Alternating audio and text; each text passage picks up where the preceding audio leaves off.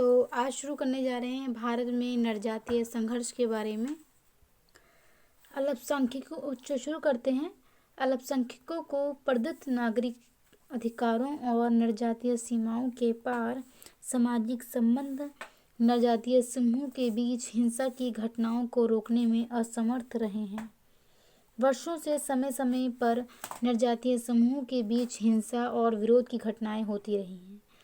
तो जो अलग अलग होते हैं, चाहे जातियों की बात की जाए या धर्म के लोगों की बात की जाए, जो अलग अलग धर्मों के लोग होते हैं, तो कहीं ना कहीं उनमें जो संघर्ष होता है, कह सकते हैं हिंसा होती है, वो कहीं ना कहीं घटनाएं देखने को मिलती हैं। तो हिंसा और विरोध की घटनाएं होती रही हैं। इस प्रकार की हिंसा की घटनाएं सरकार के लिए चिंता का विषय है।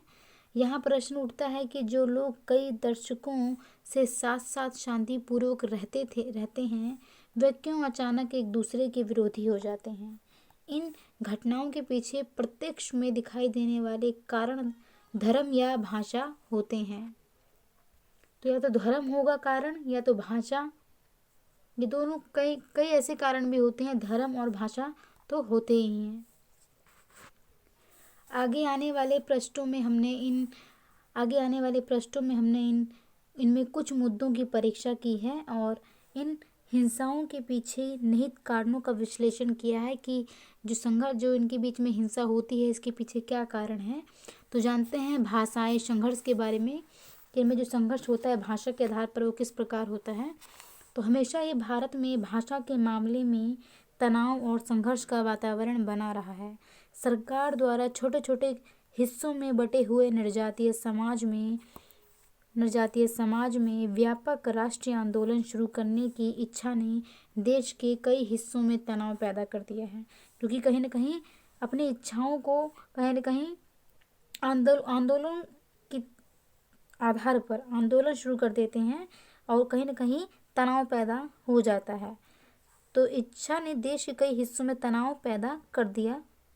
सरकार ने विभिन्न नरजातीय समूहों के सदस्यों में एकता स्थापित करके राष्ट्रीय समुदाय के निर्माण के लिए हिंदी को राष्ट्रभाषा के रूप में चुना।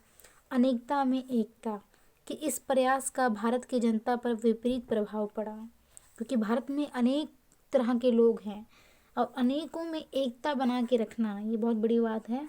तो अनेकता में एकता के इस प्रयास का भारत की जनता पर विपरीत प्रभाव पड़ा। एक समय था जब दक्षिण में तमिलनाडु में व्यापक हिंसा भड़क उठी। कहाँ पे? दक्षिण में तमिलनाडु में व्यापक हिंसा भड़क उठी और हिंदी के प्रश्न पर भयंकर दंगे हुए, क्योंकि हिंदी उन्हें स्वीकार नहीं था और हिंदू जो हिंदी थी उसको लाने का प्रयास किया गया, और उन्हें स्वीकार ना होने की वजह से उन्होंने इसका विरोध किया कि हमें हिंदी नहीं चाहिए। गैर हिंदी भाषी लोगों का कहना है, जो हिंदी नहीं बोलते थे, तो गैर हिंदी भाषी लोगों का कहना है कि सरकार की भाषा नीति हिंदी भाषियों के हित में है, कि जो हिंदी बोलते हैं उनके हित में है, हमारे हित में नहीं है। इससे इनका आर्थिक संस्थाओं में प्रभुत्व हो जाएगा। जो भी आर्थिक चीज़ें हैं, जो संस्थाएं हैं, वहाँ पे इनका प्रभुत्व हो जाएगा हिंदी लोगों का, जो हिंदी भाषा बोलते हैं, और इसी कारण उन्हीं के पास राजनीति सत्ता होगी। इसी तरह संघर्ष का एक और उदाहरण असम में भाषाई संघर्ष है। तो असम में भी भाषाई संघर्ष देखने को मिला। असम में भी 1972 में अप्रवासी बंगाली हिंदुओं और स्थानीय असम जन समुदायों के बीच दंगे भड़क उठे थे। असमियों ने मांग की थी, जो असम के थे उनको असमियों कहा जाता है, तो असमियों ने मांग की थी कि परीक्षाओं में बांग्ला भाषा में उत्तर देने के विकल्प को समाप्त किया जाए। जो बांग्ला भाषा में उसके विकल्प को समाप्त किया जाए। इससे पूर्व आज़ादी के बाद भी इसी तरह के दंगे हुए थे, जबकि असमियों ने अपनी भाषा को प्रादेशिक भाषा बनाने की मांग की थी। जो असम के लोग थे उन्होंने अपनी भाषा को प्रादेशिक कह सकते हैं, प्रादेशिक भाषा बनाने की मांग की थी। इन संघर्षों के मूल को असम की आर्थिक और राजनीतिक संरचना के भीतर ही देखने की आवश्यकता है। असम में आर्थिक क्षेत्र के विभिन्न हिस्सों पर 3 समुदायों का प्रभुत्व है। असम में आर्थिक क्षेत्र की बात की जाए तो विभिन्न हिस्सों पर 3 समुदायों का प्रभुत्व है। इनमें एक तो बंगाली मुसलमान हैं, जो बांग्लादेश से आए हैं, जो या तो चाय बागान में काम करते हैं या अपनी ज़मीन की देखभाल करते हैं। बंगाली मुसलमान। दूसरे मारवाड़ी हैं, जिनका व्यापार पर एक अधिकार है। जो मारवाड़ी हैं ये व्यापार पर इनका एक अधिकार है, व्यापार करते हैं। और तीसरे बंगाली हिंदू हैं, जो पश्चिमी बंगाल से आए हैं। तो 3 हैं, एक है बंगाली मुसलमान, दूसरे हैं मारवाड़ी जो व्यापार करते हैं, और तीसरे हैं बंगाली हिंदू जो पश्चिम बंगाल से आए हैं। उनका प्रशासनिक सेवाओं पर प्रभुत्व है। तो कहीं कहीं जो प्रशासनिक सेवाएं हैं इनका प्रभुत्व है, जो हिंदू बंगाली हैं। कुछ लोगों को लगता है कि असम के लोग इन कामों को संभालने में असमर्थ हैं, क्योंकि उनमें कुशलता और आवश्यक संपर्क का अभाव है। कुशलता का और आवश्यक जो संपर्क है उसका अभाव है, कुछ लोगों का मानना है। वह मारवाड़ियों की महाजनी के काम को संभालने की स्थिति में भी नहीं है। दूसरी, उनमें शिक्षा का अभाव है, इसलिए वह प्रशासनिक सेवाओं में कार्य नहीं कर सकते। तीसरा, वह चाय बागान आदि क्षेत्रों में कम मजदूरी मिलने के कारण काम करना नहीं चाहते। भारत की स्वाधीनता के असम पर 2 प्रभाव पड़े। तो स्वाधीनता की बात की जाए भारत की तो 2 प्रभाव पड़े। कहाँ पर? असम पर। उस समय राज्य में कांग्रेस पार्टी सत्ता में आई। जो राज्य में असम की बात की जाए तो राज्य में कांग्रेस जो पार्टी है वो सत्ता में आई। कांग्रेस पर असमियों का प्रभुत्व था। जो कांग्रेस थे कांग्रेस पर असमियों का प्रभुत्व था। तभी असमी मध्यम वर्ग भी उभर कर ऊपर आ रहा था। इस मध्यम वर्ग की रुचि प्रशासनिक सेवाओं में थी तथा उन्होंने बंगाली हिंदुओं को अपने आर्थिक विकास में बाधा की तरह पाया। ऐसी कोई नीति जिससे असमियों को प्रशासनिक सेवा में प्राथमिकता मिले, उसका बंगाली हिंदुओं पर उल्टा प्रभाव पड़ता, जो कई दशकों से वहां रह रहे थे। चूँकि बंगाली लोग ज़्यादा योग्य थे, इसलिए सेवाओं में भर्ती में उनके चुने जाने की अधिक संभावना थी।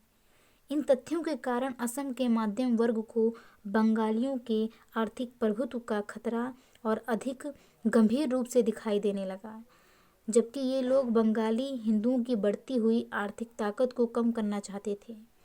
इसकी असम के मध्यम वर्ग में तीव्र प्रतिक्रिया हुई। असम के मध्यम वर्गों में तीव्र प्रतिक्रिया हुई, मतलब कहीं न कहीं वो तेजी से बढ़े। उन्होंने अपने क्षेत्र के आर्थिक विकास में अपने हिस्सों का दावा करने के लिए क्षेत्रीय पहचान को जोरदार तरीके से प्रयोग किया। आगे बढ़ते हैं। दूसरा है धार्मिक संघर्ष। एक भाषा के आधार पर हमने देखा, और दूसरा धार्मिक संघर्ष की बात करते हैं। धर्म के आधार पर जो संघर्ष होता है, तो भारत में धार्मिक संघर्ष के उद्भव को इस देश में मुसलमानों के आगमन से जोड़ा जाता है। कि जो धार्मिक संघर्ष शुरू हुआ तो कहीं न कहीं जो भारत में मुसलमान आए तो कहीं न कहीं इससे ही कहीं न कहीं शुरुआत हुई धार्मिक संघर्ष की, धर्म के आधार पर। लेकिन इस प्रकार का सिद्धांत बनाना सही नहीं है, क्योंकि सांप्रदायिकता सामाजिक राजनीतिक रूप में आधुनिक युग की देन है। हिंदुओं और मुसलमानों के बीच उपनिवेशवादी शासन से पहले भी तनाव बना रहा था। उदाहरण के लिए इसका कारण केरल में मालाबारी मुस्लिमों द्वारा हिंदुओं की संपत्ति और आधिपत्य पर कब्जा करना था। लेकिन बाद में ब्रिटिश शासकों की चुनाव नीति के प्रारंभ तथा साम्राज्यवादियों की बांटो और शासन करो, फूट डालो शासन करो, तो बांटो और शासन करो की नीति ने इन तनावों को अधिक महत्व दे दिया। अंग्रेजों की थी ये फूट डालो शासन करो, ये नीति थी कहीं ना कहीं अंग्रेजों ने शुरुआत की थी। और इससे दोनों संप्रदायों के बीच कंपटीशन, प्रतिस्पर्धा की और शत्रुता की भावना में वृद्धि हुई। तो कहीं ना कहीं प्रतिस्पर्धा भी हुई और शत्रुता की जो भावना है, दुश्मनी की जो भावना है वो उसमें वृद्धि हुई। इसके परिणाम स्वरूप मुस्लिम लीग का उद्भव हुआ। जो मुस्लिम लीग है उसका उद्भव हुआ और बाद में पाकिस्तान बना। तो कहीं ना कहीं इस प्रकार भाषा के आधार पर ये हुआ, धर्म के आधार पर हुआ। ये भाषा के आधार पर तो हमने ऊपर बढ़ा, ये धर्म के आधार पर ये बात हुई कि पाकिस्तान की मांग की गई मुस्लिम लीग ने। यद्यपि राष्ट्रवादी नेताओं का विश्वास था, जो राष्ट्रवादी नेता थे उनका विश्वास था कि स्वाधीनता प्राप्ति के बाद सांप्रदायिक समस्याओं का समाधान हो जाएगा, कि जब ये समस्याएं ख़त्म हो जाएंगी, जब है तो कहीं ना कहीं जो इन सब को जो मांग उसको मान लिया गया, उसके बाद कहीं ना कहीं सोचा गया कि जो समस्याएं हैं इसका समाधान हो जाएगा। परंतु उनका यह विचार गलत सिद्ध हुआ। आइए अब हम प्रत्यक्ष रूप से धर्म पर आधारित नरजातीय संघर्ष के उदाहरणों को देखें। तो मुरादाबाद, इसमें जानते हैं किस प्रकार जो धर्म के आधार पर जो संघर्ष हुआ वो किस प्रकार है। तो मुरादाबाद उत्तर प्रदेश में हिंदू मुस्लिम संघर्ष, कहाँ पे? मुरादाबाद और उत्तर प्रदेश में हिंदू और मुस्लिम संघर्ष। मुरादाबाद में अगस्त 1980 में सांप्रदायिक दंगों का स्पष्ट कारण ईद की नमाज के अवसर पर एक सूअर का आ जाना था। लगभग 50,000 लोग कुतुब्बा सुनने के लिए जमा थे। उसी समय एक सूअर वहां घुस आया। इसने मुसलमानों की पवित्रता की भावना को ठेस पहुंचाई और प्रार्थना की पवित्रता को भंग किया। इस घटना के बाद उन्मत्त भीड़ लूटपाट, बलात्कार और आगजनी पर उतारू हो गई। एक वर्ग द्वारा किए गए क्रोधमय आवेश और हत्याओं का बदला दूसरे वर्ग ने लिया। ये घटना उस शहर के सामाजिक राजनीतिक ढांचे को सामने लाती है। इस शहर की मुसलमान परंपरागत कारीगर हैं जो पीतल के बर्तन बनाने के धंधे में लगे हैं। 1970 के दशक के दूसरे भाग में उनमें से कुछ ने बड़े पैमाने पर पीतल के बर्तन बनाना और पश्चिमी एशियाई देशों को उनका निर्यात शुरू कर दिया। जो पश्चिमी एशियाई देश थे उनको निर्यात शुरू कर दिया, देना शुरू कर दिया, तो निर्यात शुरू कर दिया। इससे अप्रवासी पंजाबी व्यापारियों का एकाधिकार समाप्त हो गया। जो पंजाबी व्यापारी थे, अप्रवासी थे, उनका जो एकाधिकार था उस चीज़ पर कहीं ना कहीं वो समाप्त हो गया। ये अप्रवासी पंजाबी हिंदू विभाजन के बाद पाकिस्तान से यहाँ आए थे। तो जो प्रवासी थे ये पाकिस्तान से आए थे। मुसलमान व्यापारियों को मिली आपेक्षिक सफलता और समृद्धि ने हिंदू व्यापारियों को विक्षुब्ध कर दिया। मुसलमानों को बहुत माल के ऑर्डर मिलने लगे। जो सामान था, जो माल था, कहीं ना कहीं उसके ऑर्डर बहुत मिलने लगे। और पश्चिम एशियाई देशों के लोगों से धार्मिक समानता के कारण, क्योंकि इनका भी धर्म सेम था और पश्चिमी एशियाई देशों का भी धर्म सेम था, तो उनकी धार्मिक समानता के कारण हिंदू व्यापारियों के मन में उल्टा डर बैठ गया। मुसलमानों ने तेजी से प्राप्त पूंजी प्राप्त करके बढ़िया औजार खरीदे, जिससे उनकी संपत्ति में वृद्धि के साथ उनके व्यापार को भी तेजी से विस्तार हुआ। वहाँ मुसलमानों का प्रभुत्व और खाड़ी देशों के पैसे का आतंक खड़ा किया गया। राजनीतिक दलों ने इस स्थिति का फायदा उठाया। व्यापारिक हितों और आर्थिक ईर्ष्या के कारण, आर्थिक जलन के कारण कह सकते हैं, व्यापारिक हितों और आर्थिक ईर्ष्या के कारण सांप्रदायिकता की आग भड़क उठी। इसमें राजनीतिक दलों ने सहायतावाद की और व्यापारियों ने पैसा दिया। इससे वहाँ विद्वेष और संदेह का वातावरण बन गया, जिसने भयंकर दंगे का रूप धारण कर लिया। तो कहीं ना कहीं ये स्थिति वहाँ पर बन गई। पंजाब में हिंदुओं और सिखों के बीच संघर्ष हुआ। तो ये किस आधार पर हुआ ये भी जानते हैं कि जो पंजाब में सिखों और हिंदुओं के बीच जो संघर्ष हुआ बीच में, तो हिंदुओं और सिखों की स्थिति को समझने में हमें एक समस्या का सामना करना पड़ता है। यदि इससे पहले उद्भूत भाषा और धर्म के संघर्ष से इसकी तुलना करें तो यहाँ हमारे सामने ऐसे लोग हैं जो सांस्कृतिक दृष्टि से एक दूसरे से घुले मिले हैं। पंजाब में हिंदुओं और सिखों में आपस में शादी विवाह होते हैं। हिंदुओं में भी और पंजाबियों में भी कहीं ना कहीं विवाह होते हैं, शादी विवाह होते हैं। पंजाबी हिंदू परिवारों में से एक लड़के को सिख धर्म में दीक्षित करना असाधारण बात नहीं है। हिंदू मुसलमानों के बीच संबंधों में जो कटुता पाई जाती है हिंदू और मुसलमानों में, वैसी परंपरागत कटुता हिंदू और सिखों में नहीं पाई जाती। तो कह सकते हैं जो कटुता है, जो एक अलग कह सकते हैं, हिंदू और सिखों में ऐसा नहीं है कि इनमें ये कहीं ना कहीं एक समान है, लेकिन हिंदू और मुसलमानों में कहीं ना कहीं संबंधों में तनाव की स्थिति है, इतनी अच्छी नहीं कह सकते। तो हिंदू और सिखों में कोई भी कटुता नहीं पाई जाती। फिर भी 1980 के दशक में दोनों समुदायों के बीच उग्र संघर्ष पैदा हो गया था।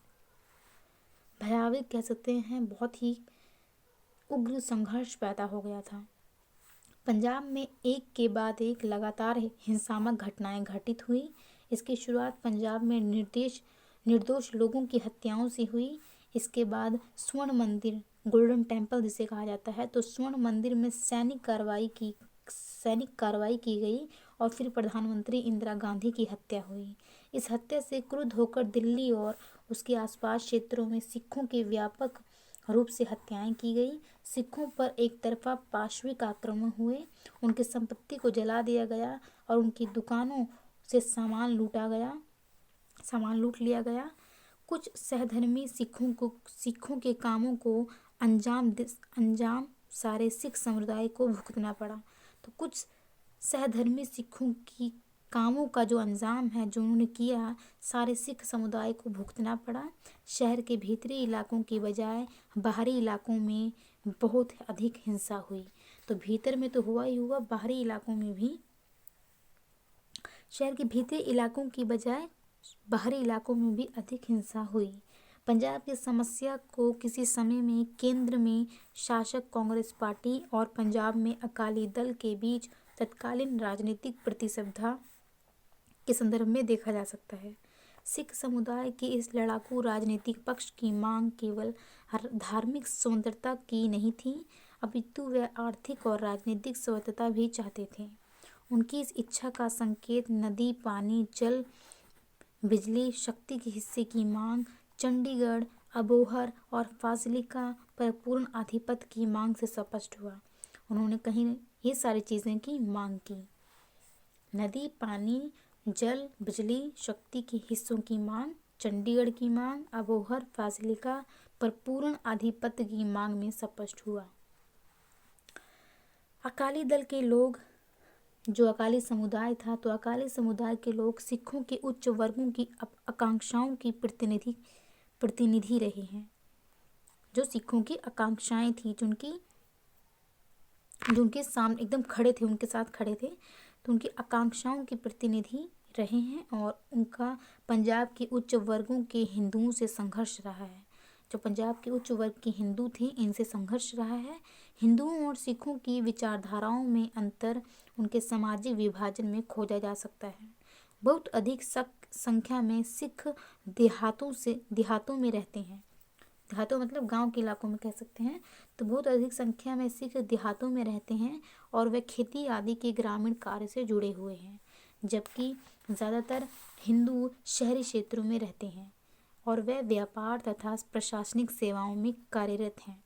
दोनों समुदायों के व्यापारी लोग अपनी अंतर वाणिज्यिक प्रति कंपटीशन में अपने समुदाय के लोगों को अपने लाभ के लिए संगठित करके उनका उपयोग करते हैं।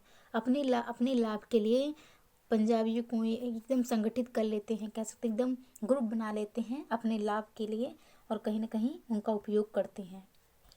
अकाली लोग समृद्ध जाट सिखों पर अपना धार्मिक प्रभाव जमाना चाहते थे।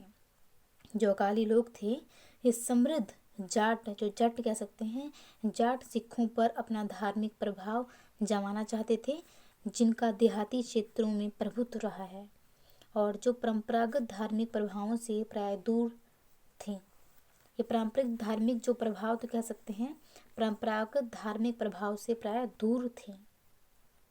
इस प्रकार की अकालियों और सिखों के समृद्ध वर्ग के लिए लोगों का समर्थन प्राप्त करने हेतु धार्मिक माध्यम से सांप्रदायिक पहचान को बनाए रखना आवश्यक हो गया था। भारतीय राष्ट्रवाद की मुख्यधारा से अलग करने की बढ़ती हुई आवश्यकता को समर्थन और वित्तीय सहायता, जो पैसे से रिलेटेड जो सहायता है, वित्तीय सहायता समृद्ध सिखों, विशेषतः विदेश में रहने वाले सिखों से मिली। अब जो हेल्प कर रहे थे वो कौन सीख कर रहे थे? जो विदेश में रहते थे। पैसे से जुड़ी जो भी ज़रूरत थी वो विदेश में रहने वाले सिख पूरी कर रहे थे। सिखों के 3 वर्ग हैं: उग्रवादी सिख, रूढ़िवादी विचारधारा के समर्थक सिख और तीसरे मध्यम वर्गीय साधारण सिख, जो उपयुक्त विचारधाराओं से अलग हैं।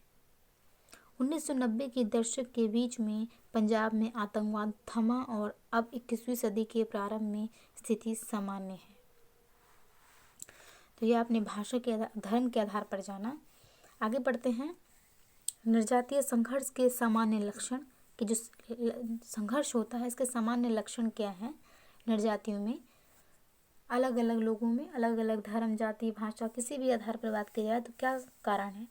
तो भारत में नरजातीय संघर्षों के अध्ययन से निम्नलिखित सामान्य तत्वों को ढूंढ निकाला जा सकता है। ये नरजातीय संघर्ष सांप्रदायिक संगठनों, संस्थाओं के प्रयासों का परिणाम होते हैं। जो सांप्रदायिक संगठन होते हैं, संस्थाएं होती हैं, इन्हीं के प्रयासों के कारण कहीं ना कहीं ये होता है।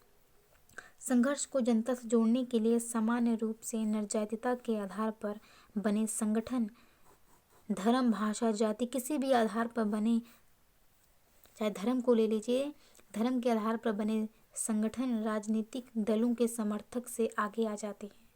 राजनीतिक दलों के समर्थक से आगे आ जाते हैं, समर्थन दिया जाता है क्योंकि, इसलिए वो आगे आ जाते हैं। इस प्रकार ये सांप्रदायिक संगठन संस्था का रूप धारण कर लेते हैं।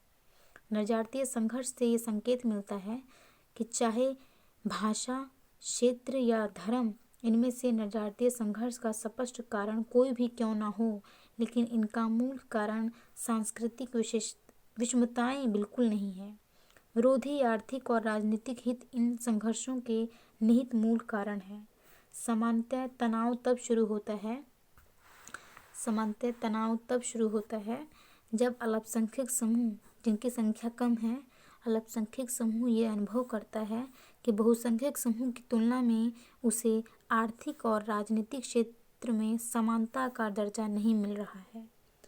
तब वहाँ जिस समूह का प्रभाव होता है उसके विरुद्ध वह समूह अपनी नरजातीय अस्मिता को सक्रिय बनाता है और संघर्ष के लिए प्रेरित करता है। उदाहरण के लिए, हिंदुओं और सिखों के बीच संघर्ष ऐसे लोगों के बीच हुआ जो सांस्कृतिक दृष्टि से अलग नहीं थे, अपितु बिल्कुल मिले जुले ही थे। इसलिए कहा जा सकता है कि नरजातीय संघर्ष ऐसे लोगों में होते हैं जिनका लक्ष्य तो एक ही होता है किंतु उनके हित अलग अलग होते हैं। लक्ष्य उनका एक होता है लेकिन जो उनके हित हैं वो अलग अलग होते हैं। समूह विशेष के प्रति निष्ठा सामान्य हित के सिद्धांतों पर निर्भर करती है।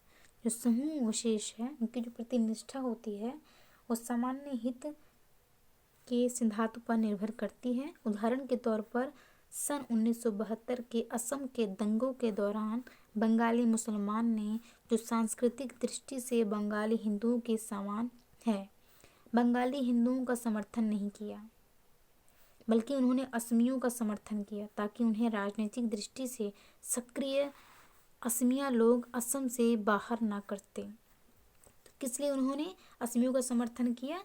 कि उन्हें असम के जो लोग हैं उन्हें बाहर ना कर दें, राजनीतिक दृष्टि से सक्रिय असमिया लोग असम से बाहर ना कर दें। इसलिए उन्होंने बंगाली हिंदुओं को साथ न देकर असम के लोगों का साथ दिया। और उसके पीछे भी उनका कहीं ना कहीं स्वार्थ था। क्या स्वार्थ था? कि कहीं असम के लोग उन्हें बाहर ना कर दें, असम से बाहर ना कर दें। आगे बढ़ते हैं। नरजातीय संघर्ष की समस्या का समाधान। तो नरजातीय संघर्ष जो हुए इतने सारे, भाषा के आधार पर, धर्म के आधार पर, तो उसकी समाप्ति किस प्रकार होगी, समस्या का समाधान क्या होगा, तो इसको बारे में जानते हैं। नरजातीय संघर्ष विशेषकर तर्क संगतता और प्रभावशाली प्रतिक्रिया को ध्यान में रखते हुए एक ऐसी सामान्य और एकमात्र कारण को ढूंढना होगा जो दो समूह के बीच संघर्ष के लिए जिम्मेदार हो।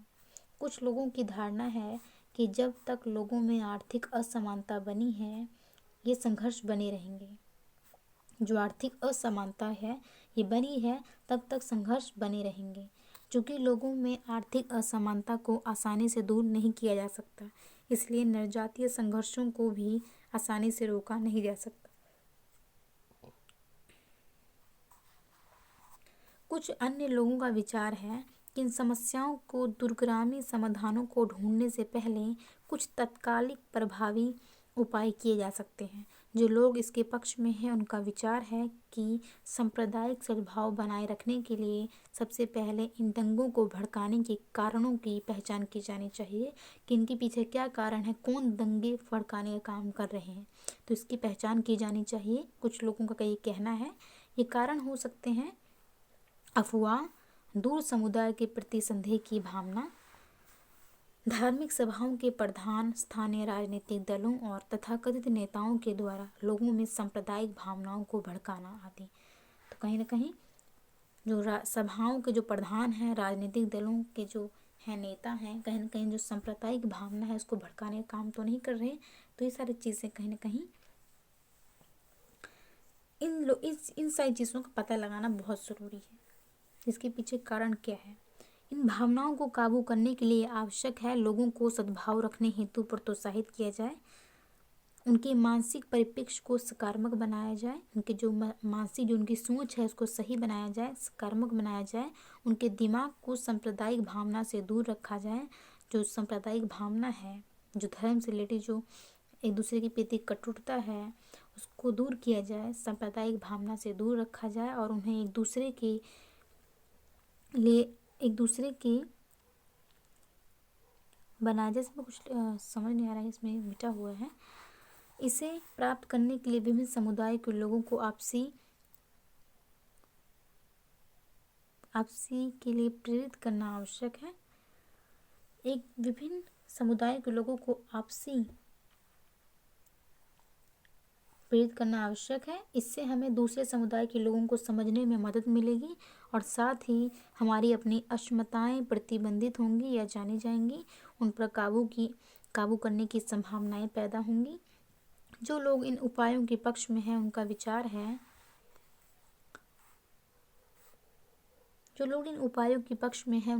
है कि सभी समुदाय के लोग एक दूसरे के सांस्कृतिक समूहों में ज़्यादा भाग लें, कि एक दूसरे के जब सांस्कृतिक समारोह होगा, कोई भी त्यौहार की बात की जाए तो लोग एक दूसरे के सांस्कृतिक समारोह में ज़्यादा भाग लें।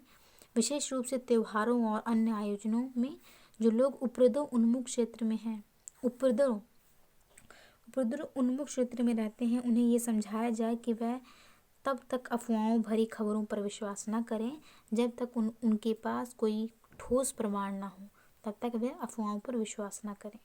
प्रत्यक्ष संपर्क के अभाव में राजनीतिक तथाकथित नेता, शरारती लोग ऐसी अफवाहें उड़ा देते हैं जिनकी जांच करना संभव नहीं होता। इससे तनाव बढ़ता है। सांप्रदायिक सद्भाव बनाए रखने की प्रक्रिया अत्यंत आवश्यक है, चाहे ये कितनी ही धीमी क्यों ना हो, इसके लिए कितने ही धैर्य की आवश्यकता क्यों ना हो। इसके लिए सर्वसाधारण जनसमूह तक जाने की ज़रूरत होगी ताकि उन्हें प्रेरित किया जा सके और उनका सकारात्मक समाजीकरण किया जा सके। तो ये हमने पढ़ा कि क्या समाधान क्या है, नवजातीय संघर्षों की समस्या का समाधान क्या है। तो सबसे ज़्यादा लोगों को जागरूक करना चाहिए, मानसिक रूप से सकारात्मक विचार होने चाहिए, अफवाह जो फैले उस पर तुरंत विश्वास नहीं करना चाहिए। सारी चीज़ें जो हैं इसमें ही सारी चीज़ें बताई गई। तो आज हमारा चैप्टर कंप्लीट हो चुका है, कुछ क्वेश्चंस दिए गए हैं, तो ये हमारा आज चैप्टर कंप्लीट हो चुका है। तो आज के लिए इतना ही रखते हैं। Thank you so much. Next video में जल्दी ही लाने का प्रयास करूँगी और आज के लिए इतना ही।